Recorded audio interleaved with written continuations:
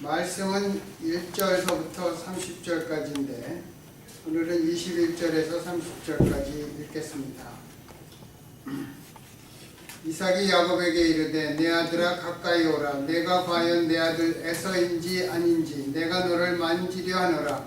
야곱이 그 아비 이삭에게 가까이 가니 이삭이 만지며 가로되 음성은 야곱의 음성이나 손은 에서의 손이로다 하며 그 손이 형 에서의 손과 같이 털이 있으므로 능히 분별치 못하고 축복하였더라. 이삭이 가로되 내가 참 내 아들 에서냐. 그가 대답하되 그러하니이다. 이삭이 가로되 내게로 가져오라. 내 아들의 사냥한 고기를 먹고 내 마음껏 내게 축복하리라. 야곱이 그에게로 가져가매 그가 먹고 또 포도주를 가져가매 그가 마시고 그 아비 이삭이 그에게 이르되 내 아들아 가까이 와서 내게 입맞추라. 그가 가까이 가서 그에게 입맞추니 아비가 그것에 향치를 맡고 그에게 축복하여 가로되 내 아들의 향치는 여호와의 복주신 밭의 향치로다. 하나님은 하늘의 이슬과 땅의 기름짐이며 풍성한 곡식과 포도주로 내게 주시기를 원하노라. 만민이 너를 섬기고 열국이 내게 굴복하리니 내가 형제들의 주가 되고 내 어미의 아들들이 내게 굴복하며 내게 저주하는 자는 저주를 받고 내게 축복하는 자는 복을 받기를 원하노라. 이삭이 야곱에게 축복하기를 마침에 야곱이 그 아비 이삭 앞에서 나가자 곧 그 형 에서가 사냥하여 돌아온지라. 아멘. 사람이 나이를 먹어가면 그 달달한 것을 좋아하게 된다고 합니다. 누구든지. 이삭도 나이가 먹어가면서 맛있는 음식을 탐했던 그런 것 같습니다. 믿음의 조상 이삭이 잘못되어서 그런 것이 아닙니다. 나이가 먹었기 때문에 그런 것입니다. 인간은 누구나 살아가면서 이루고 싶은 꿈과 야망이 있습니다. 그 중에서도 나이가 들수록 갖는 소망이 있다면 그것은 자식이 잘 되기를 바라는 간절한 마음입니다. 자식이 자라감에 따라 부모된 우리의 인생의 모습은 점점 굳어져 갑니다. 무엇을 새롭게 하거나 새로운 그러한 영역이나 새로운 직업 그런 것을 갖기가 어려워지는 것입니다. 우리의 생각도 굳어지고 우리들의 말투와 사고방식도 굳어지게 되는 것입니다. 그러나 젊거나 어린 자식은 꽃을 피워야 합니다. 많은 부모들이 내 자식은 나처럼 살기를 바라지 않는 간절함이 있다고 합니다. 의사들은 자기 자식이 의사가 되지 않기를 원한다고 합니다.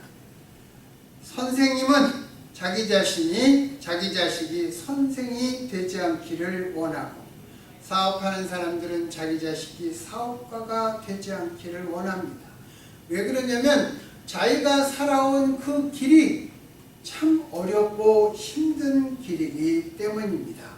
그럼에도 자식들은 그 부모를 따라서 의사 자식이 의사 되고 또 선생이나 교수 자식이 교수가 되고 사업하는 사람들의 자식들은 또 사업을 하는 경우를 우리는 많이 봅니다.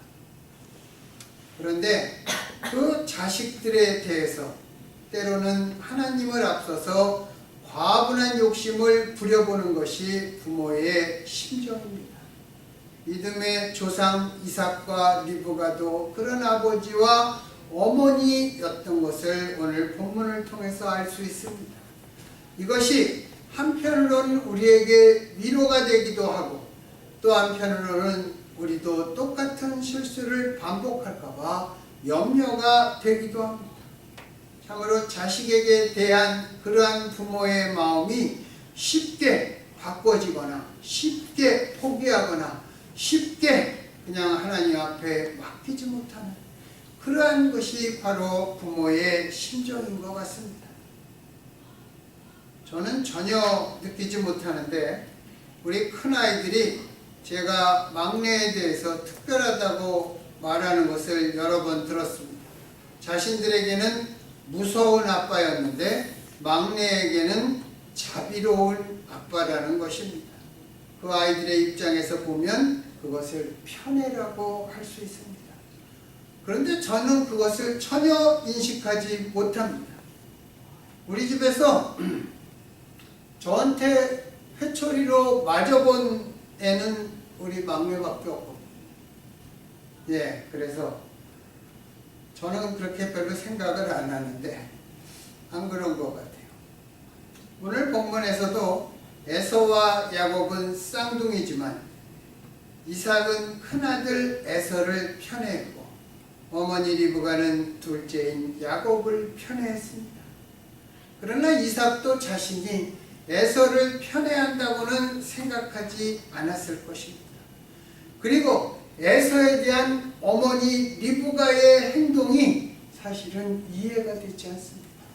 큰아들에게는 복이 가지 않게, 그리고 자기가 사랑하는 둘째 아들에게 아버지의 그러한 축복을 받게만 한 그 어머니가 정말 친엄마일까, 그러한 생각을 성경을 읽을 때마다 합니다. 그런데 왜 아버지 이삭이 에서를 좋아했을까? 가만히 생각해 보면 이삭과 에서는 여러 면에서 많이 다른 아버지와 아들입니다. 성경에 보면 이삭은 말씀을 묵상하는 사람이었습니다. 그리고 그는 온유한 사람, 평화의 사람이었습니다. 이삭은 아버지 아브라함이 예전에 팠던 우물을 다시 팠습니다. 그런데 그랄 지역 목자들이 이 땅은 우리 것이니까 이 우물은 우리 것이다. 그리고 이삭이 판 우물을 메꿨습니다. 이삭은 다투지 않고 다른 곳에 다시 팠습니다. 그러니까 그랄 목자들이 또 메꿨습니다. 그것을 에색, 신남, 그렇게 이삭이 붙였습니다. 아마 다툼이라는 뜻을 가지고 있는 말이었을 것입니다. 그러자 세 번째, 이삭이 또 다른 곳에 팠습니다. 그랄 목자들이 다투지 않을 때까지 우물을 판 것입니다. 그리고 그 우물의 이름을 르호봇이라고 하였습니다. 우리의 터가 터졌다, 그런 말입니다. 온유하고 평화의 사람이기 때문에 가능했을 것입니다. 한 번은 참을 수 있을지 몰라도 두 번째는 아마 전쟁을 하지 않았을까. 우리 같으면 그랬을 것입니다. 우리가 이삭의 어머니 사라에 대해서 생각을 해보면 성격이 강한 어머니였다는 것을 알 수 있습니다. 사라가 남편 아브라함과 사이에 아이를 낳지 못하자 자기의 여종 애굽인 하갈로 말미암아 아브라함의 씨를 잇게 했습니다. 그랬다가 그 하갈이 아이를 임신하게 된 것을 알고 사라를 멸시하니까 사라를 주인으로 대하지 않고 이제 내 아들이 정말 대권을 이어가면 당신은 끝이다, 이런 마음을 가졌겠죠. 그 여종을 핍박하고 때려서 내쫓고 도망치게 하였습니다. 그러면서 남편 아브라함에게는 뭐라 그랬냐면 자기가 하갈에게 하갈로 말미암아 남편의 대를 잇게 해주고 나서는 남편 아브라함에게 나의 받는 욕은 당신이 받아야 한다. 하나님께서 판단하시기를 원하노라. 그렇게 아브라함에게 포부었습니다. 부모의 노년에 태어난 외아들 이삭은 강한 어머니 사라의 보호의 품속에서 성장한 유약한 외아들이었을 것입니다.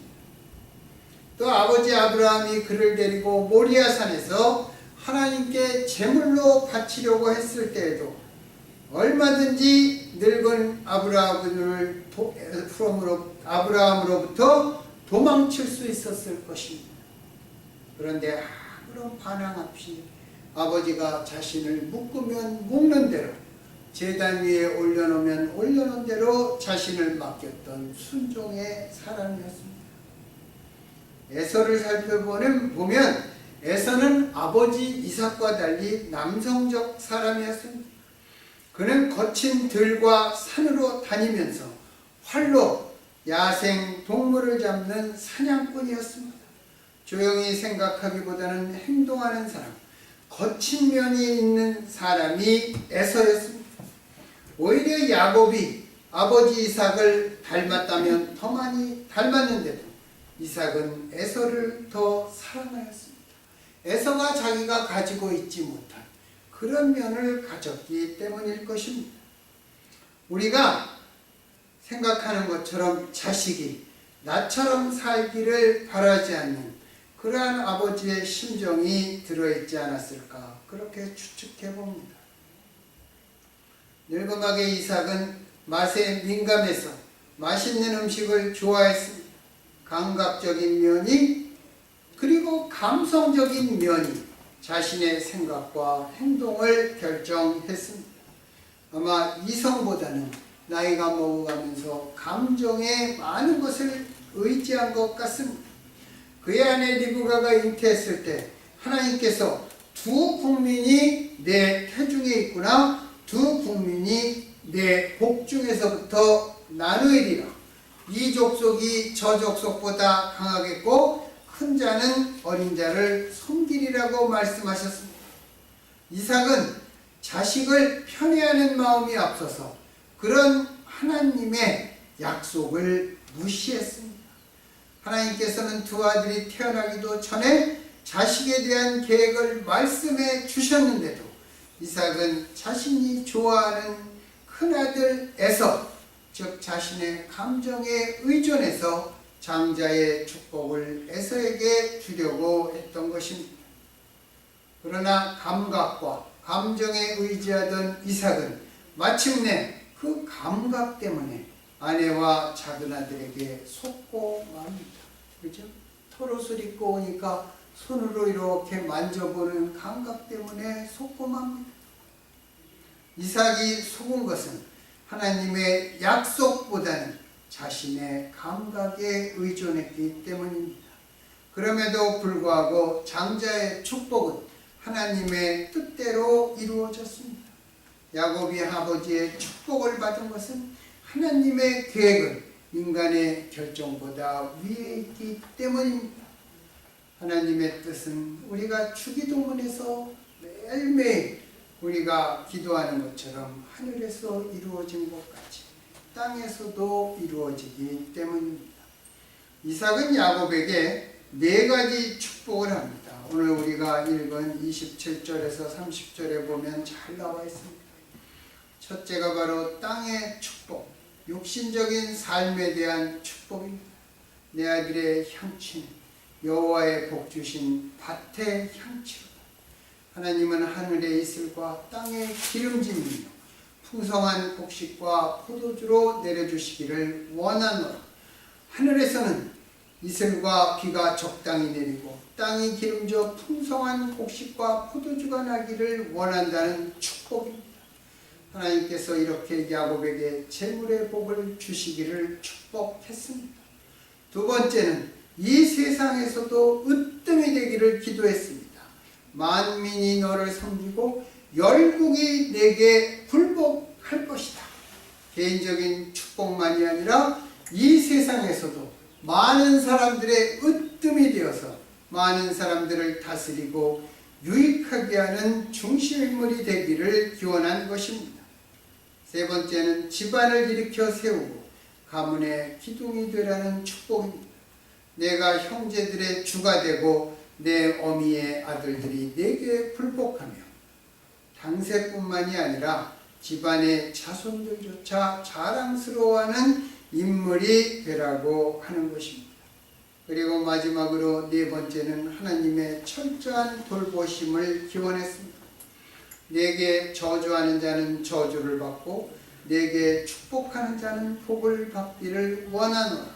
오직 하나님께서만 인간의 행복과 불행을 결정하십니다. 하나님께서 저주하시면 그 저주를 돌이킬 어떤 인간이 없습니다. 반대로 하나님께서 축복하시면 그것을 막을 길도 없는 것입니다. 하나님의 절대적인 축복 속에 있는 사람을 저주하는 것은 하나님을 대항하는 것입니다. 그 하나님께서 항상 함께 하시며 보호하시기를 축복한 것입니다. 자라나는 자식들에게 미래의 꿈과 비전을 심어주는 것이 부모의 할 일입니다. 축복의 말이 자식들에게 꿈과 용기를 심어준다면 반대로 악담은 절망과 포기를 줄 것입니다. 제가 어릴 때 저는 저희 어머니한테도 야단을 많이 맞은 그런 사람이지만 제 동무들 부모님들도 그때는 그렇게 많이 했나 봐요. 자녀들에게는 함부로 한 것 같아요. 또 어린들이 아이들에게 정말 많이 했던 말들이 있습니다. 뭐라 그랬냐면 너는 싹이 노랗다. 그렇게 하려면 공부 때려치워. 너는 어떻게 아무짝에도 쓸모가 없니? 도대체 커서 뭐가 되려는지 모르겠다. 잘하는 것이 하나도 없구나. 우리 어머니가 저한테 했던 말은 내가 도대체 뭘 먹고 너를 낳았는지 모르겠다. 이런 말을 아버지나 어머니나 선생님처럼 저는 우리 아버님한테는 이런 말은 정말 단 한 번도 들어보지 않았습니다.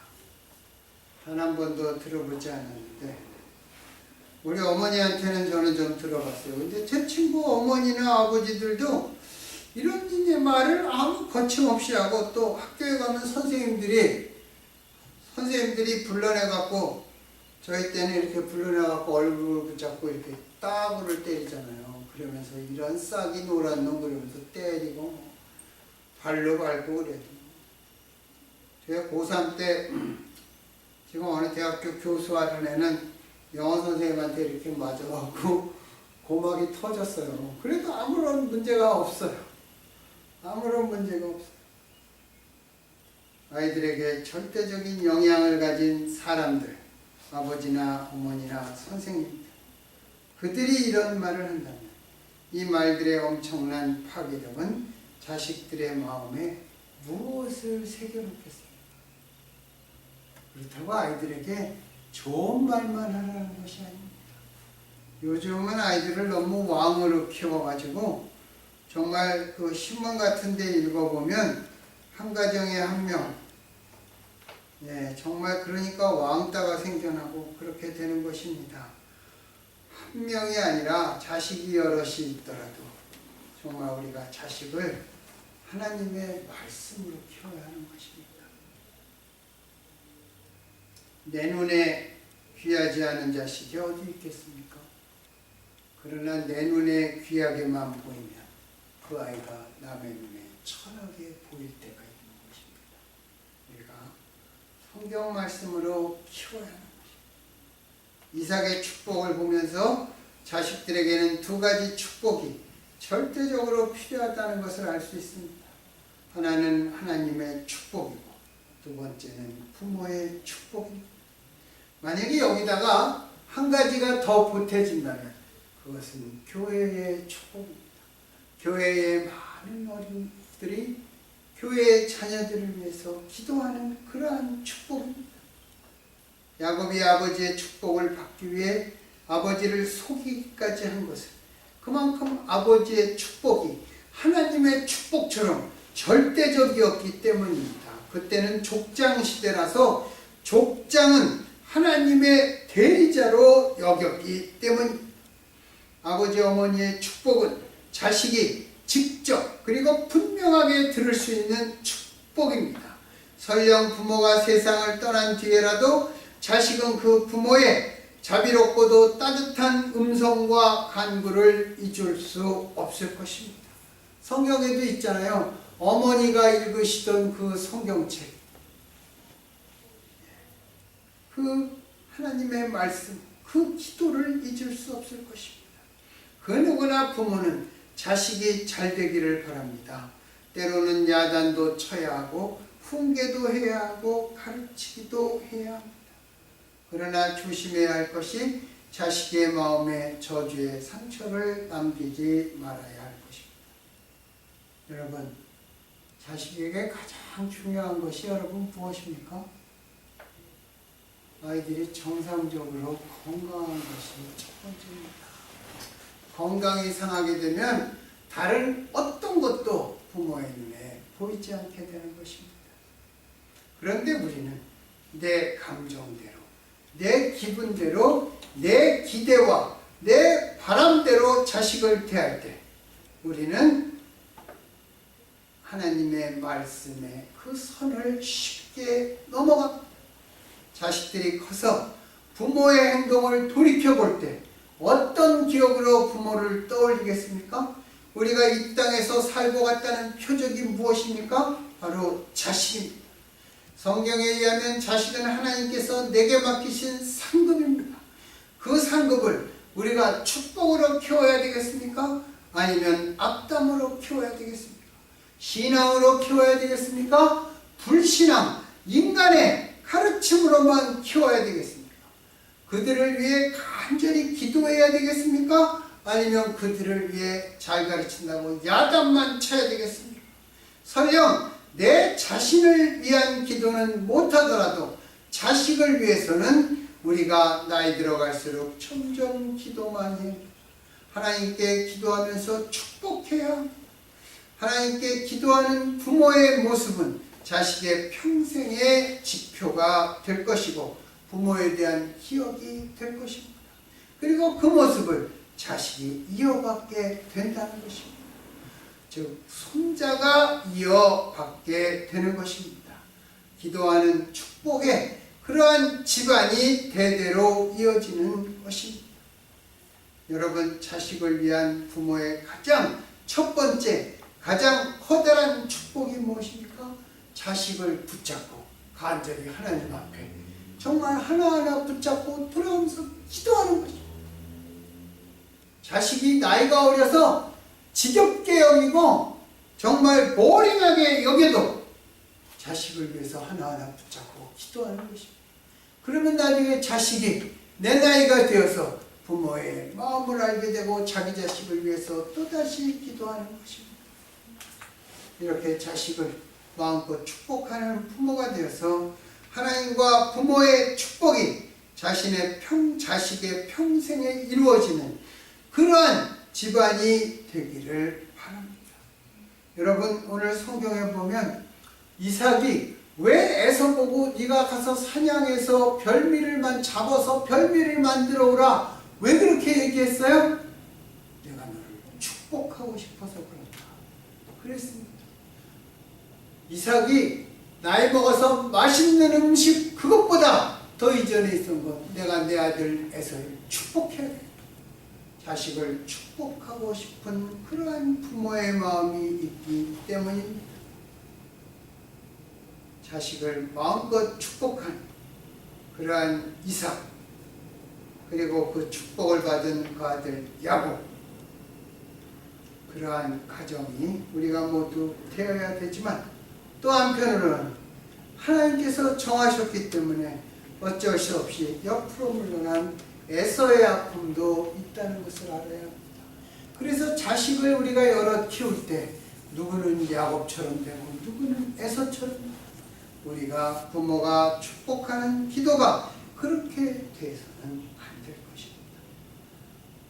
이삭은 야곱을 속아서 축복했지만 우리들은 에서와 야곱 모두가 하나님의 사람으로 잘 자라며 그들의 삶 전체가 하나님께 영광 돌리는 자식을 마음껏 축복하는 부모가 되기를 예수님 이름으로 축원합니다. 기도하겠습니다.